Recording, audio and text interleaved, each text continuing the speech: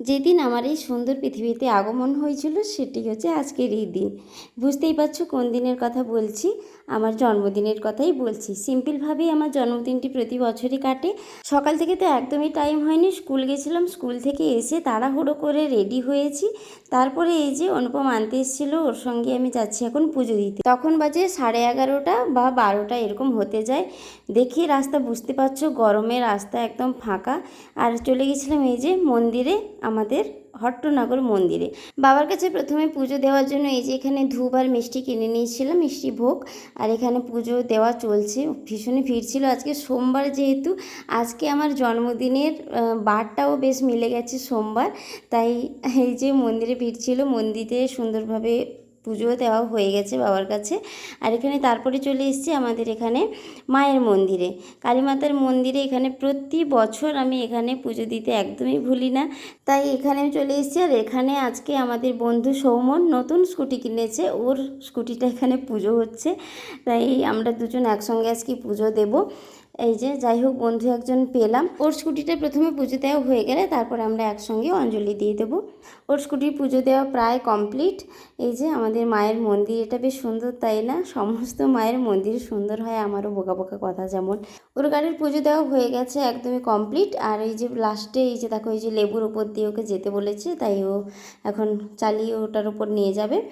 যাই হোক, হয়ে গেল পুজো দেওয়া। এখন আমরা এই যে সকলে দাঁড়িয়েছি, অনুপম এখানে দাঁড়িয়েছে, আমরা এখন অঞ্জলি দিতে যাব, আমি আর শোভন। এই যে মায়ের কাছে চলে এসেছি, পুরোটাই ফাঁকা, বুঝতেই পারছো অনেক বেলা হয়ে গেছে। আমি আর এই শোভন বসছি অঞ্জলি দিতে।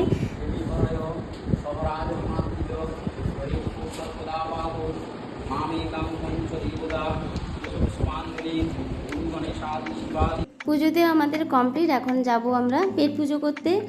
অনুপম আছে সঙ্গে, মানে পেট পুজো অবশ্যই দরকার। না না, মজা করলাম এমনি। চলো এখন খেয়ে নেওয়া যাক। আর আমি ভেতরে ঢুকেই দেখলাম যে অনেক পেস্ট্রি নতুন নতুন এসছে, তাই ভাবলাম একটু ভিডিও করে নিই। এই যে ফ্রুট কেকটা, ওই যে সবুজ ম্যাঙ্গো কেকটাও ভীষণই সুন্দর লাগছে।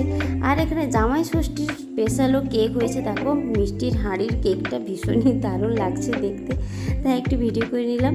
তারপরে আমরা ওই যে ম্যাঙ্গো পেস্ট্রিগুলো সকলে একটু খেয়ে নিলাম। কেক দোকানে এসে কেক খেয়ে নিলাম, এটাই হচ্ছে আমার বার্থডে কেক। যাই হোক, চলো এখন অনুপম আমাকে নিয়ে যাবে বার্থডে গিফট কিনে দেওয়ার জন্য। তোমরা এতক্ষণ ভাবছো যে বার্থডে হলো, বার্থডে গিফট কোথায়? নাই বলেছিলাম, কারণ এই যে জামাটা আমি পরেছি ওটা একটা নতুন জামা আমার ছিল, তাই ওটাই পরে পুজো দিতে চলে গেছিলাম। ও আবার নিয়ে এলো এই যে জামার দোকানে একটি।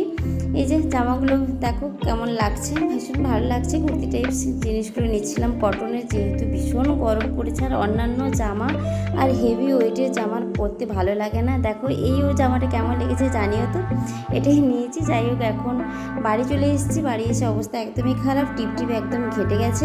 এই বিভৎস প্যাচপ্যাচে গরমের মধ্যে সিম্পল একটা জন্মদিন আমার কেটে গেল, দিনটাও আজকে শেষ হয়ে গেল। ভগবানের কাছে একটাই চাওয়া, ভগবান যেন সকলকে ভালো রাখে, সুস্থ রাখে। তোমরাও ভালো থেকো, টাটা।